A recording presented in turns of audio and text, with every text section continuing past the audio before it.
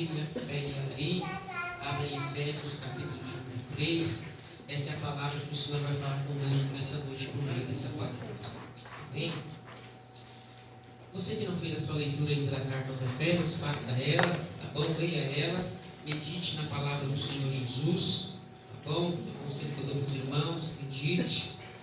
Se você tiver alguma dúvida, alguma questão, pode perguntar, pode nos procurar, a gente vai tentar ajudar os irmãos da melhor maneira possível. É importante que os irmãos façam a leitura da carta, e cada vez que os irmãos lerem, cada vez mais o texto vai ficar vivo na presença e no coração dos irmãos. Amém? Efésios capítulo de número 3, até o versículo de número 13. A gente vai fazer a leitura do versículo 1 até o versículo de número 13.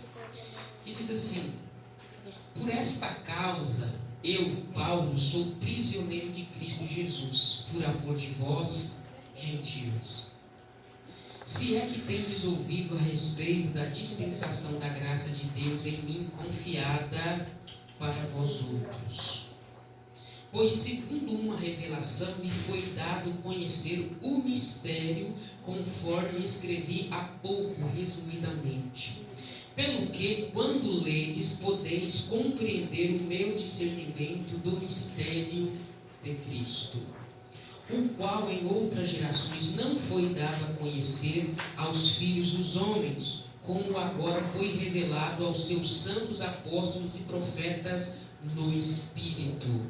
A saber que os gentios são co-herdeiros, membros do mesmo corpo e coparticipantes da promessa em Cristo Jesus por meio do Evangelho, do qual foi constituído um ministro, conforme o dom da graça de Deus a mim concedida, segundo a força operante do seu poder.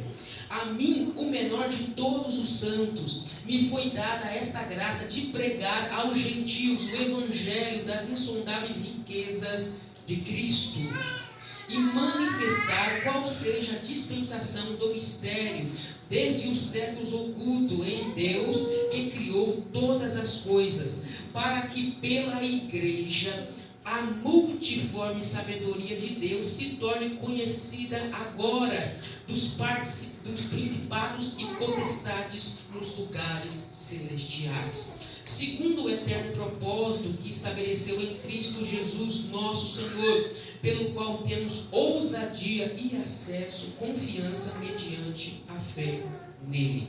Portanto, vos peço que não desfaleceis nas minhas tribulações por vós, pois nisso está a vossa glória. Amém?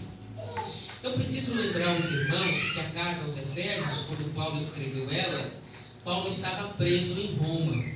Paulo estava preso em Roma, e ele estava preso no sentido que ele era um prisioneiro de Roma. Paulo passou por duas prisões. Na primeira prisão que ele passou em Roma, ele tinha liberdade. É como se fosse, vamos dizer aqui para que os irmãos entendam. Você já viu aquela pessoa que ela está presa, mas ela tem a liberdade de ficar em casa, né? Existem muitas restrições, mas essa pessoa está presa, mas ela, por exemplo, se ela for sair do país, ela precisa pedir uma permissão.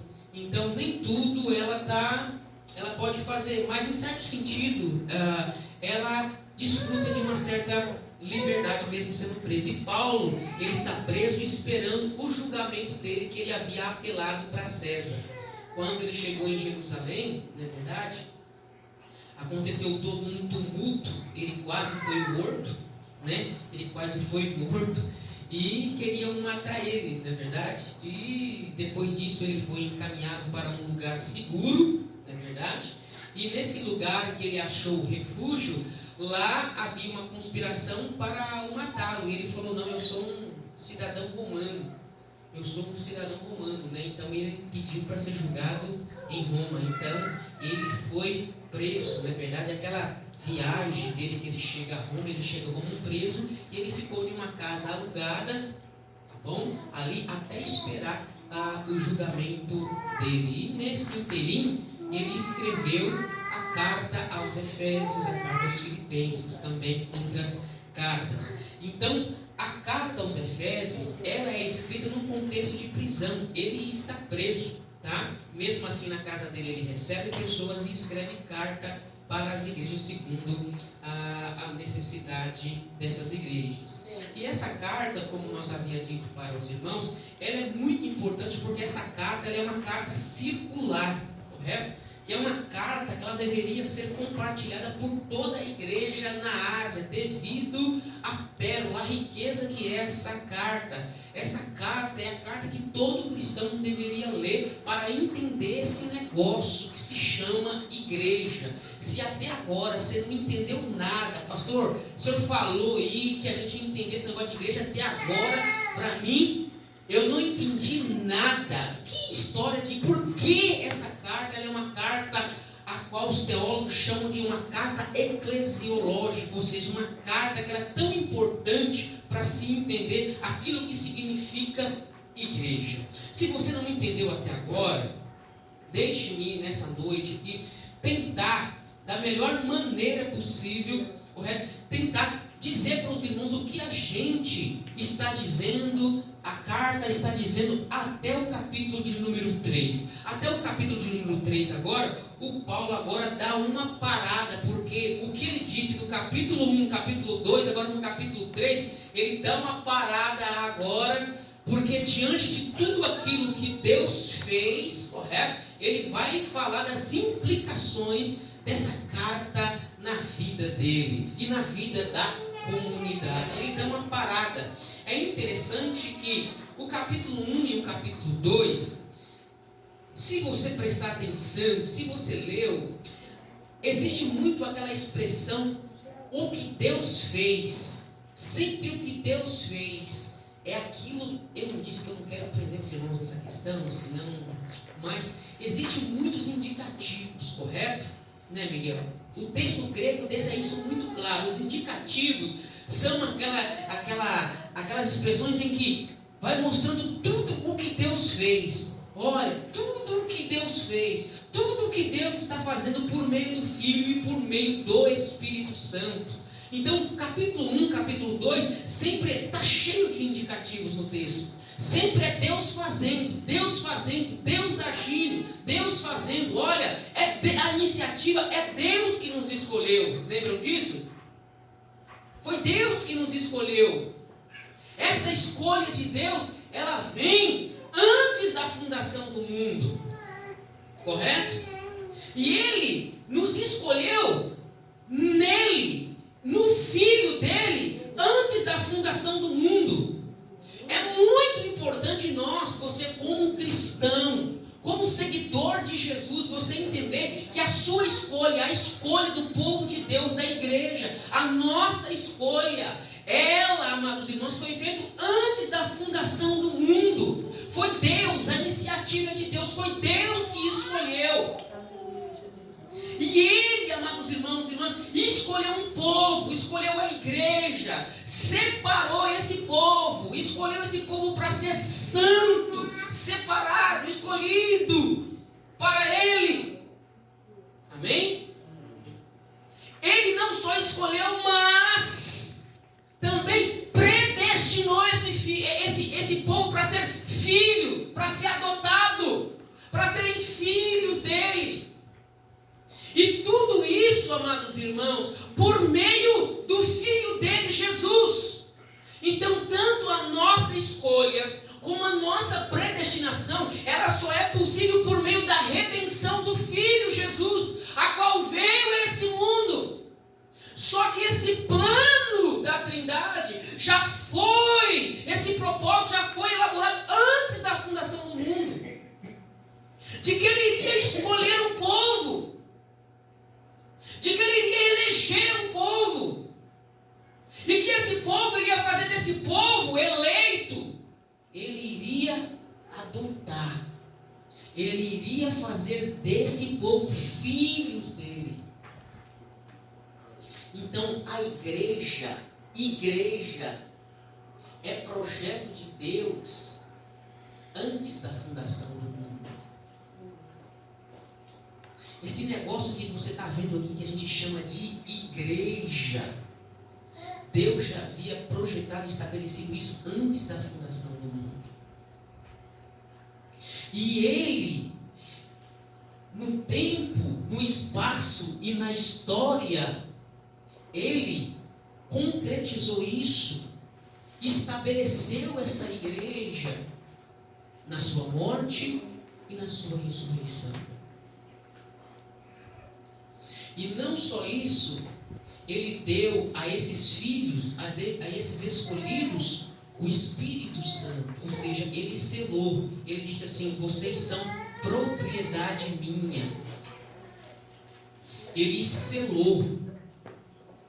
Então isso tem que ficar muito claro para os irmãos. E diante disso, amados irmãos e irmãs, o que o Paulo faz? Lá no capítulo 1, a partir do versículo 15.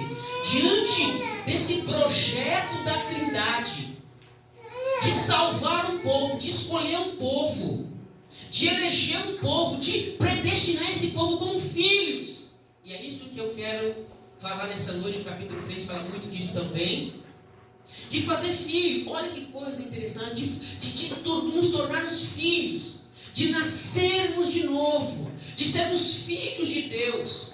Quando você é filho, você logo vai desfrutar ou desfruta dos bens do Pai, correto?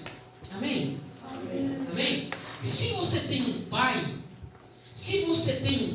correto? Logo, aquilo que é do seu pai, você pode desfrutar, sim ou não? Sim ou não? Então, essa que é a maravilha. O importante aqui é dizer para vocês, e principalmente para essa meninada que está aí, dizendo assim: eu nasci na família errada. Eu nasci na família errada. Meu pai não deixou nada, minha mãe não deixou nada, eu não tenho nada. Mas eu estou aqui nessa noite, no nome de Jesus, para dizer para você que você é tão abençoado. Se você tivesse ideia disso. Os crentes antigamente ficavam rodando 3 dias dentro de casa, cheio do Espírito Santo, falando em estranho, falando que não, hoje a gente não vê muito isso, não sei porquê.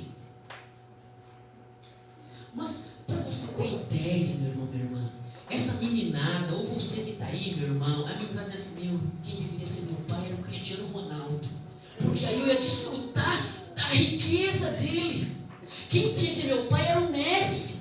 Você viu lá os filhos dele no mercado, pega tudo e nem pega, pode pegar tudo que quiser, faz tudo que quiser. Meu pai deveria ser o Silvio Santos, meu pai deveria isso. Você não entendeu, filho de Deus, filho de Deus. Você tem um pai celestial, você pode desfrutar e vai desfrutar de uma riqueza que não é temporal, ela é eterna. Ela é eterna. A riqueza do Cristiano Ronaldo vai passar, do Messi vai passar, do Silvio Santos vai passar, quem mais? Meu pai deveria ser o Steve Jobs. Não, meu pai deveria ser o Elon Musk. Meu Deus do céu, aí sim minha vida. Não todas essas riquezas são temporais e passageiras. Mas o que Paulo está tentando dizer para a igreja: você foi adotado, você é filho de Deus e vai desfrutar de uma riqueza celestial, eterna, igreja. Isso nos coloca em que posição? Como é que a gente sabe que ele vai desfrutar dessas riquezas? Porque Paulo começou naquela doxologia, meu irmão, minha irmã. Olha, que Deus nos abençoou com todas as sortes de bênção. Que bênçãos são essas? Que nós estamos assentados com Cristo nos lugares celestiais. A igreja está assentada com Cristo nos lugares celestiais. E isso faz da igreja uma igreja vitoriosa, gloriosa.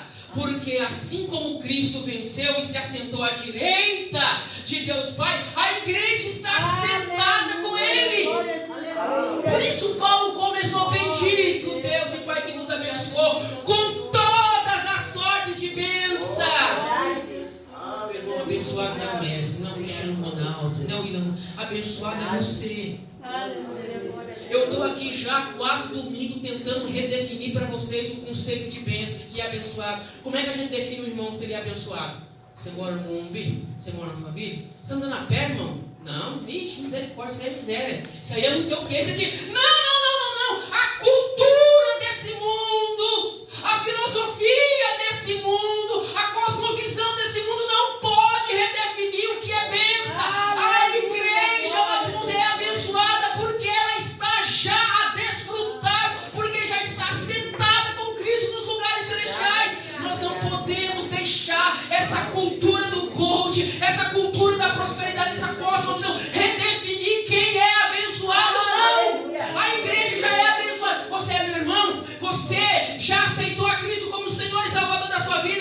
pode dizer você é abençoado, meu irmão? Porque você está sentado onde o mestre não está. O mestre não está sentado, você está. O Cristiano Ronaldo não está sentado, você está.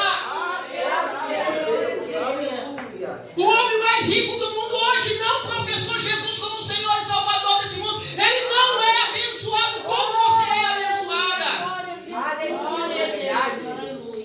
Então a cultura babilônica desse mundo quer redefinir quem é abençoado. Mas em nome de Jesus, nós somos a igreja, nós somos abençoados. Não importa, meu irmão, se o irmão nosso pode estar lá numa favela, num barraco, morando lá. Ele é abençoado, sim. A Bíblia diz que ele é abençoado porque já está sentado com Cristo no lugar celestial. Aleluia. E vai se assentar. E vai desfrutar de uma riqueza eterna, não temporal e passageira. Aí no capítulo 15 você vê a preocupação de Paulo. Paulo ora para a igreja por iluminação e entendimento. Vocês lembram disso? Por quê? Irmãos, olha, Senhor, eu começo a orar para que a igreja entenda isso, para que eles entendam isso, que eles já são abençoados, que eles já estão reinando com Cristo, que eles já estão assentados com Cristo, que eles foram eleitos, que eles foram predestinados, que eles são santificados, glória a Deus, aleluia, que eles foram selados.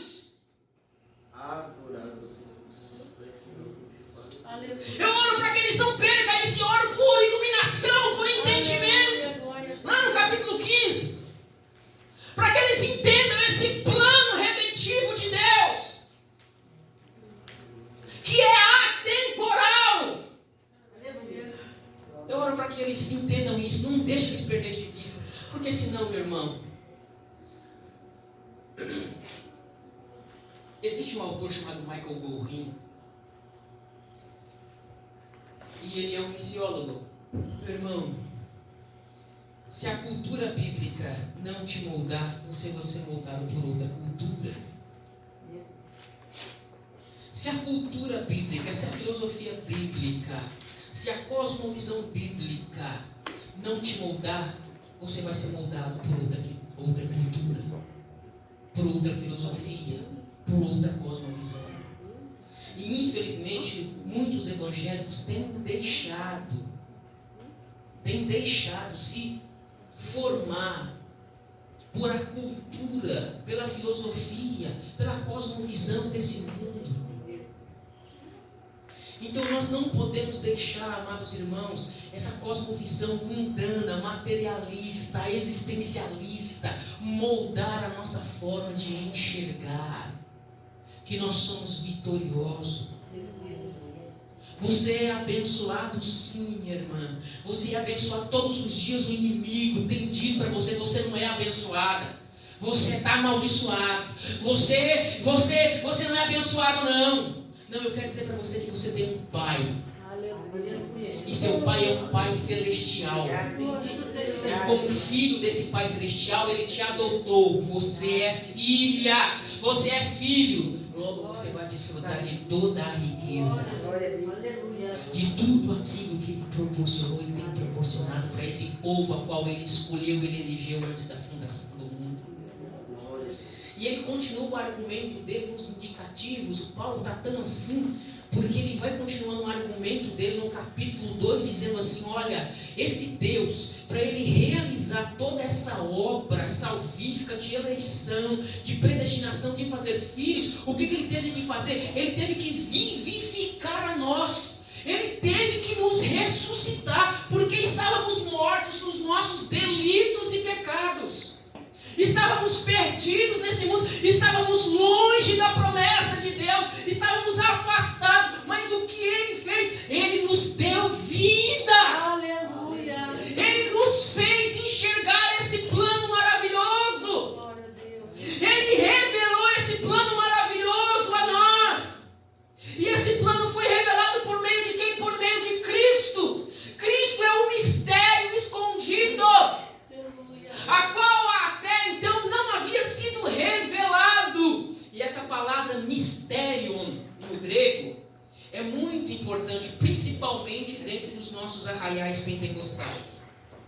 Essa palavra mistério, quando eu digo assim, essa palavra mistério, logo me vem uma coisa assim meio esotérica, uma coisa meio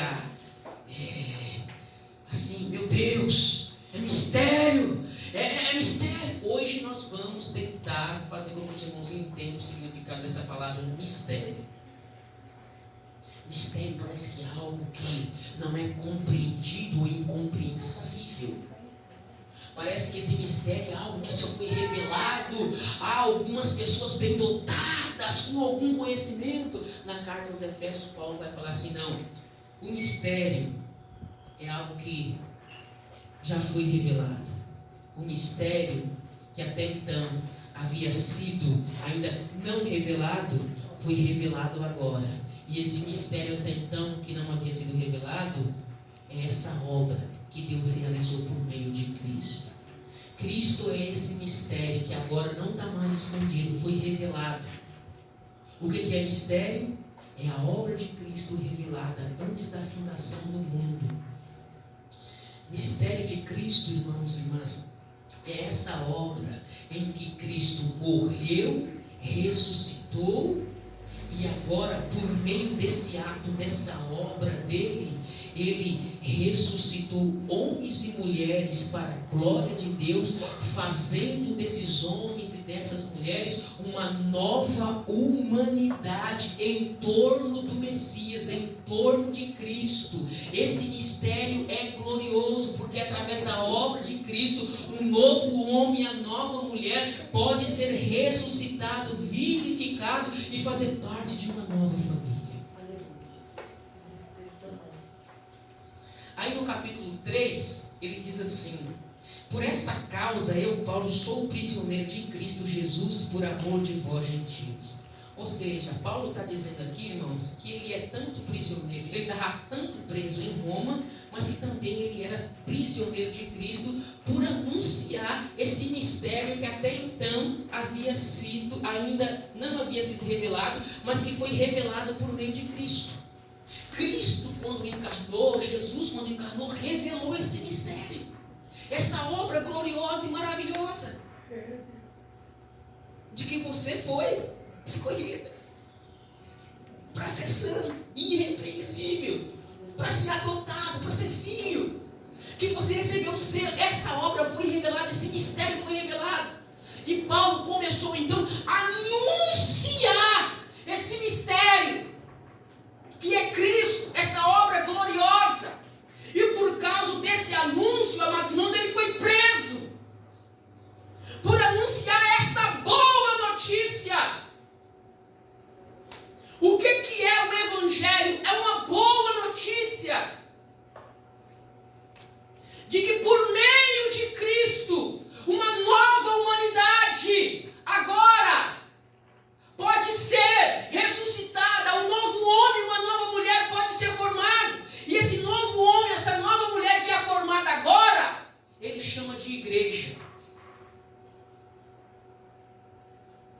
Então, o plano de Deus de salvar homens e mulheres, que foi projetado antes da fundação do mundo, ele começou a se cumprir no tempo e na história por meio da morte e da ressurreição de Cristo.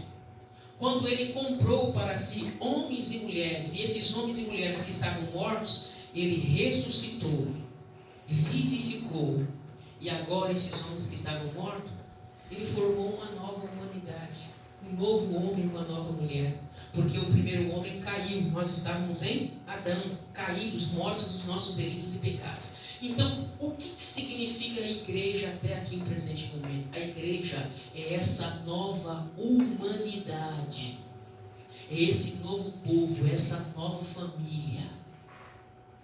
Paulo usa muito esse linguajar, a gente leu isso no capítulo 2, no final. A igreja é essa nova humanidade, essa nova família, que ela se ajuntou em torno de Cristo. Amém? Amém. Então nós fazemos parte de uma nova família, tanto gentios como judeus. Ambos agora fazem parte dessa mesma família, dessa nova humanidade. Pastor, como assim? A igreja é a nova humanidade que está em torno do Messias, em torno de Cristo, sim. A igreja é essa nova humanidade. A igreja é esse espetáculo glorioso que Deus estabeleceu no tempo e na história para que os homens olhassem para ela e vissem o que Deus está fazendo no mundo. Aqui começam as implicações, amados irmãos, porque se a igreja ela é projeto de Deus antes da fundação do mundo, e a igreja é essa nova humanidade que Deus está formando no mundo, de homens e mulheres que estão sendo formados, estão em torno do Messias, o resto da humanidade era para olhar para a igreja e ver na igreja a obra gloriosa de Cristo. A grande questão é que o mundo tem olhado para a igreja e não tem visto essa obra gloriosa. Mas a igreja é essa nova humanidade, é esse novo homem. Quando eu digo que a igreja é essa nova humanidade, eu estou dizendo para você de forma simples e prática. Quando o homem ou a mulher que agora aceitou a Jesus, está na presença de Jesus, ele é um novo homem, uma nova mulher. Ele mentia, não mente mais. Ele roubava, não rouba mais. Ele fazia o que é errado, agora está fazendo certo. Então agora veja bem, o Senhor está formando uma nova humanidade, um novo caráter, está sendo moldado na vida desse homem, dessa mulher. Ele está sendo formado segundo o caráter de Cristo. Então o mundo, quando olha para esse homem, para esse jovem, para esse adolescente, para esse homem, para essa mulher, fala assim: nossa, ali está um novo homem, ali está uma nova mulher. E isso Paulo chama de nova humanidade. Então Jesus, por meio do Espírito Santo, está formando em nós todos os dias novos homens e novas mulheres, por meio de uma transformação, por meio de um moldar, de um novo caráter, até que nos tornamos parecidos com o nosso Senhor. Amém? Por esta causa, Paulo, sou prisioneiro de Jesus Cristo por amor de vós. Então, esse é um anúncio. Esse é um mistério que até então estava escondido. Não é esse negócio dentro da igreja nossa. Não, é mistério. Não, é mistério. Isso aí é mistério. Isso aí poucas pessoas, você tem que ir atrás de um profeta mais evoluído, de um pastor, de um apóstolo, de alguém mais evoluído, para te dar um entendimento desse mistério. Não. O que a Bíblia diz, o que significa mistério, era então a obra de Cristo, que até então não havia sido revelada, mas que foi revelada. Deus trouxe às claras. O plano dele, até então que era mistério, não é mais mistério agora. É revelado a todos os homens, a todas as mulheres, que Jesus morreu por nós pecadores, ressuscitou. E se ele morreu e ressuscitou, por meio da obra dele agora, homens e mulheres que estavam mortos podem ser ressuscitados, vivificados de novo e ter uma nova vida para a glória de Deus Pai. Esse é o mistério, é o evangelho que Paulo anuncia e que a igreja tem que anunciar. E por causa disso, ele é escravo, ele é prisioneiro de Cristo. Meu irmão, ou você vai ser prisioneiro de Cristo, ou vai ser prisioneiro desse mundo. Escolha de qual Senhor você vai ser escravo. Dos seus desejos, das suas paixões, das suas ambições, das suas iniquidades, das suas prostituições, das suas lascívias, dos seus desejos, do seu mundanismo, do seu materialismo. Escolha. Não tem uma terceira alternativa. Ou você vai ser escravo de Cristo, ou você vai ser escravo desse mundo, do diabo e dos seus desejos. Paulo escolheu ser escravo de Cristo. Por esta causa eu sou escravo de Cristo, tá bom? Por amor de vós. Se é que tendes ouvido, vamos agora tomar fôlego e ler até o versículo 6, já que Paulo é prisioneiro de Cristo. Se é que tendes ouvido a respeito da dispensação da graça de Deus, a palavra dispensação aqui, irmãos, é uma palavra que ela pode ser traduzida como oikonomia no grego, ou seja, administração, depósito, ou seja, é interessante que se é que tendes ouvido a respeito da dispensação, ou seja, desse tempo da graça de Deus, a mim confiado para vós outros. Paulo está falando aqui que foi dado a ele essa administração para anunciar esse mistério, esse evangelho. Versículo 3, pois segundo uma revelação, ou seja, a palavra revelação aqui é um apocalipse. Vocês se lembram o que significa apocalipse? Né? Apocalipse significa isso, irmãos, ó. O que é um apocalipse? O que eu fiz aqui? Ó, não está escondido? Alguém está vendo? O que aconteceu agora? Um apocalipse. Ah, isso é apocalipse? Ah, é. Então apocalipse é levantar o pano, levantar o véu e ver o que está embaixo? Sim, isso é um apocalipse. Então Deus revelou por meio do Filho o plano dele, o projeto dele. Olha para você ver para quem? Para Paulo. Pois segundo uma revelação, segundo um apocalipse. Então esse mistério, esse plano que estava até então oculto, escondido dos outros, foi revelado. Isso é mistério. Não é mistério isso aí, ó. Fica quieto, porque não tem nada. Não é esse negócio ocultista que só alguns. Não. O mistério foi revelado de Deus. Uma revelação. Isso é um apocalipse. Apocalipse, revelação. Opa, foi revelado. Olha o que tá. Até então estava escondido, agora foi revelado. Isso é um apocalipse. A palavra no texto do Novo Testamento, quando usa revelação, significa apocalipse no texto grego. Ou seja, algo que estava até então encoberto, mas foi levantado e todo mundo agora tem acesso a esse plano. Então, se você é a igreja, olha que coisa maravilhosa. Cara, eu sou abençoado. Meu Deus do céu, o inimigo está tentando me enganar, dizendo que eu não sou abençoado. Não, eu já estou assentado com Cristo nos lugares celestiais. E eu estou querendo assentar do lado do mestre Cristiano Ronaldo. Estou querendo assentar do lado. Meu, você está sentado com Cristo nos lugares celestiais. Semana passada, quem estava aqui, diga amém. Amém? Cristo é o cabeça da igreja, lá da igreja é o. Então aí o corpo está ligado com o cabeça. Mesmo que a igreja esteja aqui na terra, ela está ligada como vitorioso. Ele está sentado no céu, à destra de Deus Pai Todo-Poderoso. A igreja já é vitoriosa, já pode desfrutar dessa nova humanidade.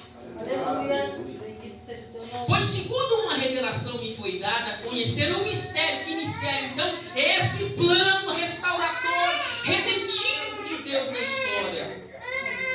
Amém? Conforme escrevi há pouco resumidamente, ou seja, o que ele escreveu resumidamente é o capítulo 1 e o capítulo de número 2. Amém? Então ele está falando do contexto que já trabalhamos com os irmãos. Versículo 4: pelo que quando ledes, podeis compreender o meu discernimento do mistério de Cristo. Esse mistério, irmão, eu saí na igreja, aquilo que eu passei 30 anos na igreja, os irmãos, aconteceu um mistério lá na igreja, aquilo foi um mistério, não, irmãos, o mistério já foi revelado, o mistério é Cristo, aquilo que Cristo fez por nós. Versículo 5: o qual em outras gerações não foi dado a conhecer aos filhos dos homens. Ou seja, por todo o Antigo Testamento até o presente momento, irmãos, não havia sido revelado esse mistério.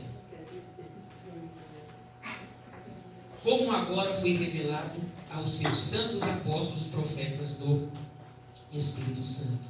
Então esse mistério foi revelado aos apóstolos, aos profetas, por meio do Espírito Santo.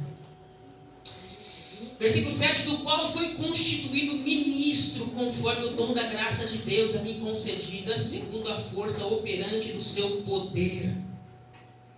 A mim, o menor de todos os santos, me foi dado esta graça de pregar aos gentios o evangelho das insondáveis riquezas de Cristo. Ou seja, então a Paulo foi confiado, correto, esse ministério de pregar aos gentios, de anunciar essas verdades, de anunciar, amados irmãos, aquilo que está lá no versículo 6, a saber que os gentios são coerdeiros, membros do mesmo corpo e coparticipantes da promessa em Cristo Jesus por meio do Evangelho. Que os gentios, lembra que a gente falou semana passada? Os judeus tinham aquela treta, aquela briga de não querer conversar, de não querer falar com os gentios, porque os gentios são pagãos, os gentios são impuros, correto? Eles é que são o povo da promessa, eles é que têm a eleição, eles é que têm o chamado. Mas o mistério de Deus não era só chamar judeus, de não só escolher judeus, mas o plano de Deus é uma restauração para todos os povos, raças e línguas. O plano de Deus é um plano restaurador que envolve todo o cosmo, não só os judeus, mas o evangelho que Paulo pregava é que os gentios, a qual vocês chamam de impuros, de pagãos, que vocês não querem sentar com eles, não querem conversar com eles também são participantes das bênçãos, das promessas, porque o plano restaurador de Deus é salvar a humanidade, é por meio da obra de Cristo. Deus está salvando homens e mulheres, fazendo povos de toda raça, língua, se assentarem todos na mesma mesa. Aleluia. Coisa que era impossível para um judeu, se assentar na mesa com um gentil e comer da mesma comida. Mas o plano restaurador de Deus era o quê? É que por meio do projeto dele, ele ia salvar homens e mulheres de toda raça, tribo e língua. E esse mistério, amados irmãos, é que os gentios também são cordeiros, membros do mesmo corpo, ou seja, judeus e gentios fazem parte desse mesmo corpo. A igreja, que é um linguagem metafórico, que a igreja é um corpo, e a igreja, quem sabia que o corpo tem muitos membros, né? Tem muitos membros. Sabia que seu corpo tem muitos membros? Correto? A igreja é esse corpo que é constituída, feita por muitos membros, correto? Então, esse povo que Deus está salvando, essa nova humanidade, faz parte desse novo corpo que é a igreja. E Deus não tem mais dois povos, judeus e gentios. Não, Deus tem um único povo, e esse único povo se chama igreja. A igreja é essa nova humanidade.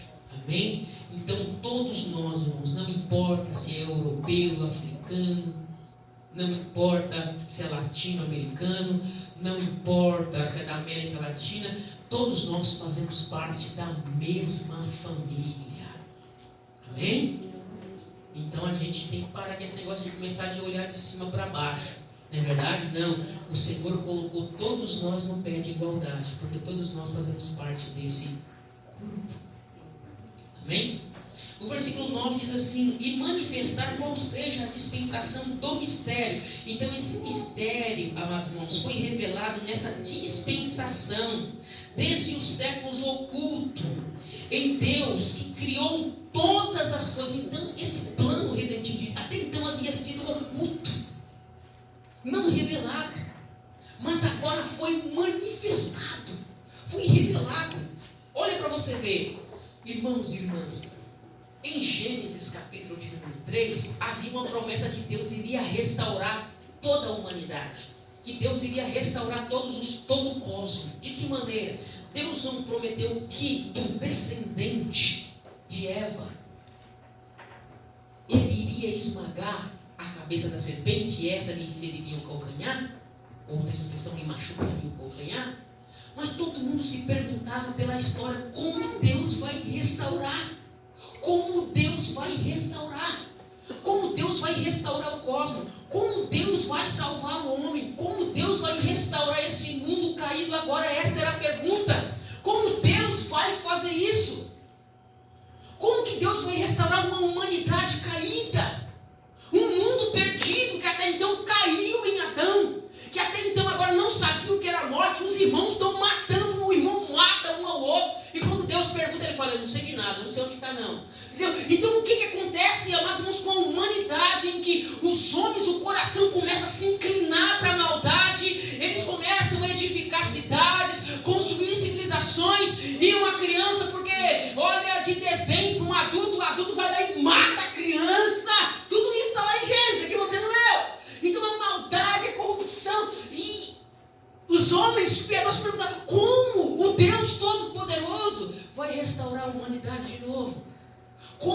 vai cumprir essa promessa de restaurar esse mundo. Irmãos e irmãs, a promessa está lá em Gênesis 3. Em Gênesis capítulo 12, Deus começou a dar o start, como Ele iria restaurar essa humanidade. Ele chamou o nome Abraão.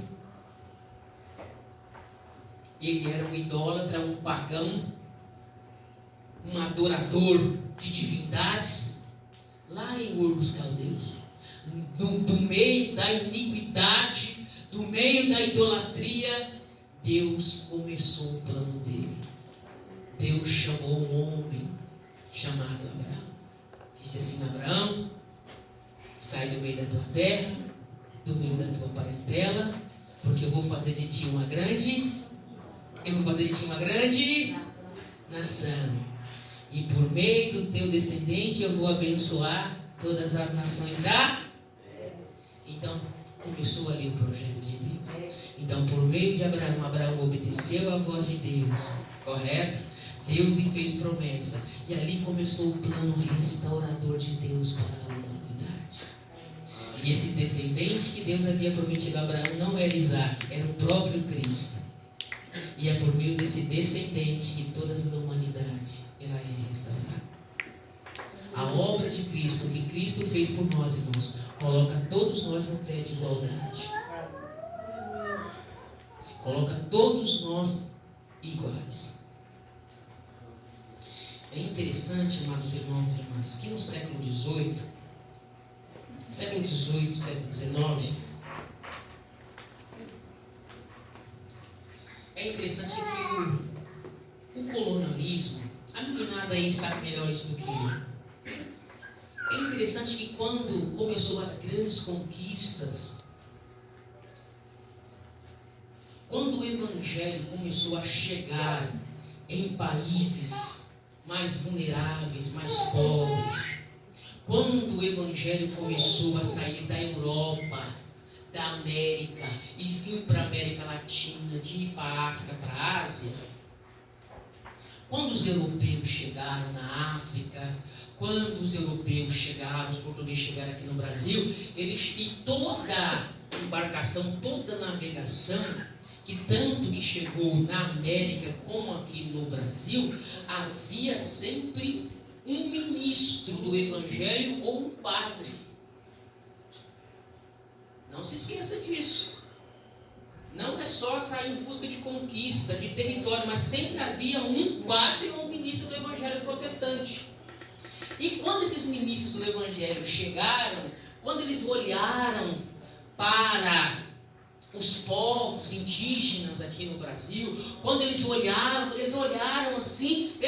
assim com desdém, um olhar de cima para baixo, olhando, dizendo assim: nossa, essa cultura aí, ela é muito inferior à nossa.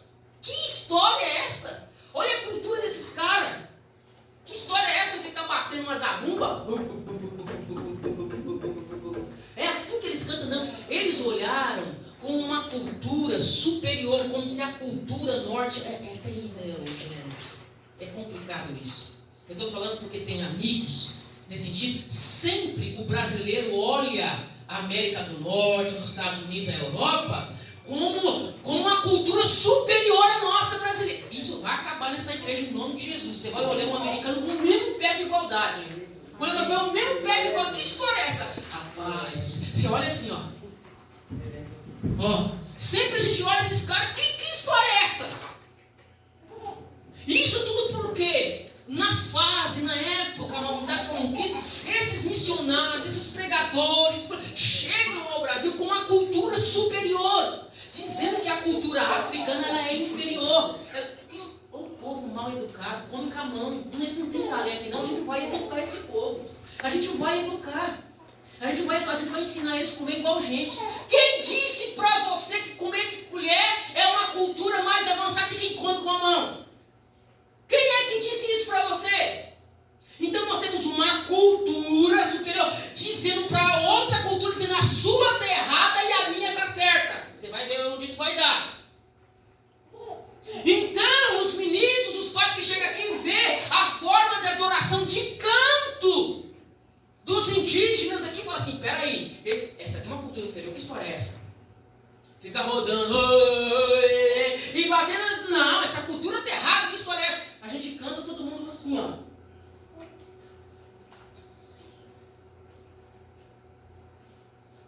E sabe o que aconteceu com isso, irmão, no decorrer da história? Quando as igrejas, elas vão crescendo aqui no Brasil, com o colonialismo, essa tendência de uma cultura superior sendo implementada dentro de uma cultura inferior, só que esses pregadores, esses padres que chegam aqui, se esqueceram que eles não foram chamados para pregar cultura, para implementar uma nova cultura deles, na cultura aqui da América Latina, ou da África, ou da Ásia. Eles foram chamados para pregar o Evangelho. Já disse isso aqui na igreja. Nós não fomos chamados para pregar cultura ou costume nossos. Nós somos chamados para pregar o Evangelho. Olha para vocês verem. Quando os europeus chegam aqui, eles trazem com eles o quê? O costume deles, a cultura deles para o Brasil. E essa cultura está predominante até hoje. Por que eu estou de paletó aqui? Jesus nunca vestiu um paletó, meus irmãos. Jesus nunca vestiu um paletó. Isso é uma cultura o quê? Europeia.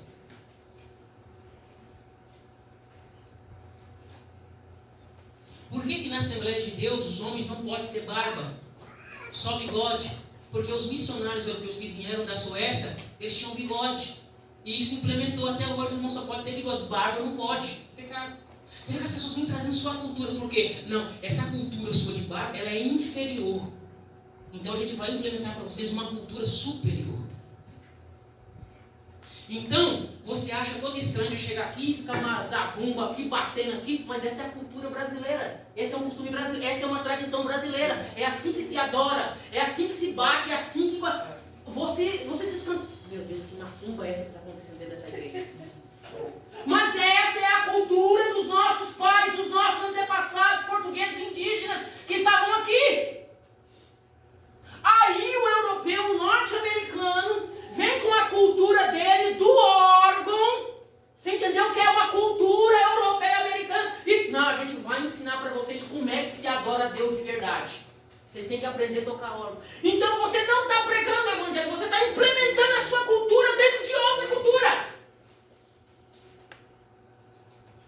Você entende hoje porque nessa meninada toda aqui? Olha, o primeiro avião que saiu dos Estados Unidos, eu entendo. Porque lá é maravilhoso. Lá é o céu na terra. A cultura americana, amados irmãos, você sabia que eles têm dentro deles, amados irmãos, quando eles chegaram, quando eles estavam sendo perseguidos da Europa e chegaram na Nova Inglaterra, quando eles chegam na Nova Inglaterra, eles acharam que eles eram um novo Israel de Deus.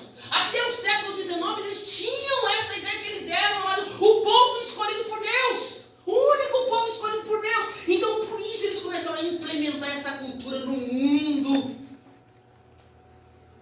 Dos países da Latinoamérica, da África, da Ásia. Aí é por isso que é esse choque hoje, amados irmãos, de cultura. É por isso que a gente olha outras culturas. Hoje a gente fala, eca, credo, que nojo, o certo então é a sua. Se a dele é errada, como é que você sabe que a sua é a certa? Que o modo certo de se adorar a Deus é um paletó, uma gravata, isso aqui, tal. Por que uma... Rapaz, não pode estar aqui de short na igreja. Por quê? É um falta. Por quê? Porque isso tudo, amados irmãos, eu estou tentando dizer para os irmãos que o Evangelho de Jesus quebra todas essas barreiras. O Evangelho de Jesus nos ensina a olhar para a cruz e não para essas coisas. Para aquilo que Jesus fez por nós. Porque os judeus no tempo de Jesus tinham essa mesma perspectiva. Eles não se ajuntavam com os gentios que somos nós. O gentio é um povo impuro, pagão, sujo, impuro, comedor de carne de porco, de bisteca. Não, a gente não senta com esse povo não, eles são tudo impuro. Vão tudo para o inferno. Aí Deus vem e fala, os gentios também, esse povo pagão, são participantes das promessas de Deus. O Senhor Jesus também, no plano eterno dele, resolveu salvar esse povo. Então, amados irmãos e irmãs, carta aos Efésios fala de um povo, amados irmãos, que pertence ao mesmo Cristo, o mesmo Messias, que está sendo vivificado, restaurado, seja aqui no Brasil, seja nos Estados Unidos, seja na Europa, seja na Ásia, seja na África, seja em qualquer lugar, irmãos e irmãs. Deus está salvando homens e mulheres de toda raça, tribo e língua. E todos esses povos que têm as suas culturas e os seus costumes, correto? Que têm as suas tradições, isso não pode nos separar deles. A gente respeita a cultura e a tradição, mas não entra em choque com a cultura. A gente vai entrar em choque com a cultura só quando ela ferir o Evangelho, ou ela for contra a vida humana. Amém, povo do Senhor? Amém. Ficou claro isso? Amém? Você é um povo eleito, escolhido. Você foi chamado por Deus. E você vai parar de ficar olhando essas culturas, esses países como superiores, como maior. E a gente vai começar, amados irmãos, a adorar a Deus da forma que tem que ser adorado. Porque nós somos verdadeiros importadores de cultura e tradição. E importamos também, amados irmãos, muito daquilo que é da América do Norte e da Europa. Olha para vocês verem, irmãos. Até o horário de culto, a forma de vestir, tudo. Presta atenção, os louvores, a forma de se adorar, a forma de se cantar, a forma de estar na igreja, a forma disso. Nós pentecostais importamos tudo. O pentecostalismo importou algo muito forte da América do Norte. Nos cultos de avivamento, na década de 60, onde a cultura branca americana não se misturava com os negros dos Estados Unidos, amados irmãos, nos cultos de negros, nos cultos brancos, o pregador pregava, e ninguém falava nada. Só ouvia. Mas nos cultos de adoração, de avivamento, o pregador começava, ainda se reflete isso em alguns filmes hoje, preste atenção, um pregador negro está pregando, daqui a pouco um lá do banco fala, e ele responde. Porque quando o pregador está pregando aqui no Brasil também, às vezes você fala, aleluia! Isso começou nos cultos de cultura negra dos Estados Unidos. Então a gente importou tudo a cultura, e menos o Evangelho. E nós somos chamados a pregar o Evangelho, que coloca o americano sentado junto com o brasileiro e junto com o europeu. Amém, povo do Senhor? Na mesma, não é porque é judeu, vai olhar como Pedro chegou de Tiago. Tem que sair da mesa do gentio, de forma alguma. Correto? Pode ter um europeu, pode ter um americano, pode ter um brasileiro. Você olha e fala, e aí? E daí? E daí? Então esse espírito de inferioridade, amados irmãos, de olhar de, ai meu Deus, porque você está entendendo que a cultura dele, a cosmovisão dele, a forma dele, não, você está sendo influenciado pelo materialismo e a cosmovisão consumista americana. Que disse para você que se você tem o que eles têm, você vai ser feliz e satisfeito. As estatísticas e os dados dizem que não. Que você ser feliz é você estar sentado com Cristo nas regiões celestiais. Dito isso, no versículo 10 diz assim: para que pela igreja a multiforme sabedoria de Deus se tornasse conhecida agora dos principados e potestades dos lugares celestiais. Olha, se tem uma coisa que Deus está fazendo no mundo, Ele está fazendo por meio da igreja. E a igreja é esse agente, correto? Que está no mundo, para que as pessoas olhem o plano dele de redenção dele. E isso é conhecido também dos principados e potestades. No mundo espiritual, a igreja está sendo vista, está sendo observada. Deus estabeleceu a igreja e estabeleceu ela nesse mundo para que o mundo veja o que Ele está fazendo. E não só o mundo, mas, amados irmãos e irmãs, principados e potestades, o mundo espiritual, anjos, demônios estão de olho na igreja. Olha o plano redentor dele que ele começou a fazer. Ele está restaurando, ele está cumprindo o plano dele na história. Ele já deu start lá com Abraão, já concretizou isso por meio do filho dele, já derramou o Espírito Santo, e o mundo espiritual está de olho, amados irmãos e irmãs, nessa igreja, para que a igreja, a multiforme sabedoria de Deus, se tornasse conhecida. Deus vai ser conhecido nesse mundo, deveria ser conhecido por meio de quem? Por meio da igreja, por meio desse povo. Porque Deus Deus tem essa multiforme. Deus não tem só uma forma, irmão, de trabalhar. Deus tem muitas formas de trabalhar. Não, Deus tem que fazer assim, assim, assim, assim, dentro da minha tradição, dentro do meu costume, dentro disso. Se Deus fazer fora disso aí, o crente é de parafuso. Eu não disse que semana passada, quando Pedro pensou que o Espírito Santo só havia sido derramado na vida dos judeus, ele pregou lá na casa de Cornélio, o Espírito Santo foi derramado, ele entrou em parafuso. Não pode. Não pode. Como um comedor de carne de bisteca pode receber o Espírito Santo? Não pode. Um comedor de porco não pode. Um pagão não recebe, não. Esse negócio está errado. Não, ele entrou em parafuso. Mas Deus, ele tem a sua multiforme, amados irmãos, forma de trabalhar. E essa multiforme, amados irmãos, ela se revela na igreja. Deus tem muitas formas de trabalhar, muitas formas de operar. Amém? E a gente tem que olhar isso.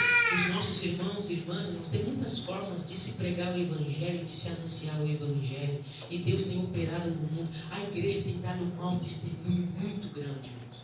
Muito grande mesmo. Mas você não tem ideia o que Deus está fazendo no mundo. Parei. A última aula minha que eu tive foi de missiologia. Irmãos, olha, o que Deus está fazendo no mundo é que a gente está preso dentro da nossa bolha. A gente está olhando só aqui no Brasil, só olhando aqui no Recanto dos Vídeos, só olhando aqui em Cotia. Meu Deus, os crentes aqui é só Jesus tem misericórdia. Oh, meu Jesus, o Evangelho aqui, não sei o que, não sei o que, não sei o que. Não, mas se você furar a bolha e sair da bolha e ver o que Deus está operando no mundo, o que Deus está fazendo no mundo por meio da igreja, o que Ele está operando, o que Ele está salvando, o que Ele está fazendo, meu Deus, Deus nunca deixou de trabalhar e de operar. O problema é que a gente está só dentro da nossa. É verdade. E segundo o eterno propósito que estabeleceu em Cristo Jesus, nosso Senhor, então, esse eterno propósito Ele estabeleceu por meio do Filho dele. Amém? Pelo qual, versículo 12, temos ousadia e acesso com confiança mediante a fé nele. Nós temos ousadia e confiança com a fé nele. Quem é esse nele? Em Cristo Jesus. Aí nós temos um objeto direto, né? Portanto, vos peço que não desfaleceis nas minhas tribulações por vós, pois nisso está a vossa glória. Ou seja, aí você pergunta assim, Paulo está dizendo isso, meus irmãos? Peço que não desfaleceis nas minhas tribulações. Como é que um homem que está preso, irmão, está falando de vitória? Como é que um homem que está nessa situação está pedindo para ele, irmão, não é para você se desfalecer, não, das minhas tribulações, não, porque Paulo está falando todas essas coisas. Aí alguém poderia dizer, mas como assim? Um cara desse está preso, olha a situação dele, está falando dessa multiforme, dessa graça, desse operar de Deus, que história é essa? Irmãos, essa cosmovisão mundana, maligna, materialista, consumista, egocêntrica, amados irmãos e irmãs, sempre vai ser aquela teologia dos amigos de Jó, amados irmãos. Ah, mas não pode, Jó, não pode, tem alguma coisa, não pode. Mas Paulo está falando assim, meus irmãos, não desfaleça nas minhas tribulações, na minha situação. Veja que o Evangelho, amados irmãos, é algo que é totalmente contra a cosmovisão desse mundo. Porque para você ser vencedor, amados irmãos, você precisa mostrar, você precisa ter. Mas para o Evangelho, amados irmãos, até a tribulação é sinal da glória de Deus, do reflexo de Deus na vida do homem e da mulher. Até aqui o capítulo 3, amados irmãos, o capítulo 1 e o capítulo 2 é só indicativo daquilo que Deus fez, daquilo que operou. Paulo vai e ora no versículo 13. Deus nos salvou, Deus nos escolheu, Deus nos elegeu, Deus deu o Espírito Santo, realizou isso por meio do Filho. Glória a Deus. Diante dessa realização, capítulo 1, versículo 15, 13, Paulo começa a orar. Capítulo 2, ele ressuscita homens e mulheres nesse mundo perdido, conforme a graça dele que é derramada sobre esses corações. Capítulo 3, amados irmãos, o que nós temos aqui? Paulo revelando todo esse mistério que até então que havia sido escondido, que agora foi revelado. E diante disso agora, versículo 14, Paulo vai começar a orar de novo. Diante disso, o crente se cai e se rende. Ele começa a orar. E é isso que a gente vai ver semana passada. Ele vai orar pela primeira vez, ele orou por sabedoria, iluminação e entendimento, para que os crentes não esqueçam disso. A igreja tem que ter isso em mente, porque senão você é sequestrado por essa cultura desse mundo. É mesmo, eu tenho que fazer campanha, é mesmo, eu tenho que fazer isso, tenho que fazer aquilo, porque o pregador diz que o abençoado é aquele que faz isso, aquele que tem aquele. Não, o pregador não entendeu que você já faz parte da família de Deus. Eu já faço parte da família. Oh, glória a Deus, aleluia. Querendo ou não, eu já tenho direito à riqueza dos meus pais. Querendo ou não, meu pai querendo ou não, eu tenho parte desse negócio aí, viu? Amém? Amém? É do seu pai, mas você tem direito. Você tem direito nesse negócio, você é filho, você faz parte dessa família. Quem faz parte da família aqui? Se você faz parte de uma família, da família de Deus, você tem direito, amados irmãos, a essa riqueza celestial. Aleluia. Isso nos ajuda, irmãos, a não sermos tomados, sequestrados por essa cultura desse mundo. Saia daqui nessa noite, não Pai do Senhor abençoado, eu não sabia. Eu faço parte dessa nova humanidade, dessa nova família, eu tenho Pai celestial. Não deixe a cultura, a filosofia, não deixe a cosmovisão desse mundo redefinir o conceito de ser abençoado. Você já é, meu irmão, você já é, meu irmão. Não deixe, por que você está falando isso, pastor? Porque pode ter pessoas aqui no seu coração dizendo, não, pastor, eu não sou abençoado, não. Vai lá, puxa mentira, não tem nada. Mas chora do que dá glória. Não, a vida do crente era mais da glória. Que luta, irmão, que fatura, que conta. É glória a Deus, aleluia. Aleluia, já sou abençoado. Ó glória, vambora. Não importa se você anda a pé, de trem, de metrô, de carro, meu irmão, o conceito de bênção é pertencer à família de Deus. Você já pertence. O inimigo está tentando roubar isso no seu coração. Você já faz parte da família de Deus. E isso só foi possível por causa da obra de Jesus Cristo na cruz do Calvário. Foi Ele que te ressuscitou. Foi Ele que te deu vida. Foi Ele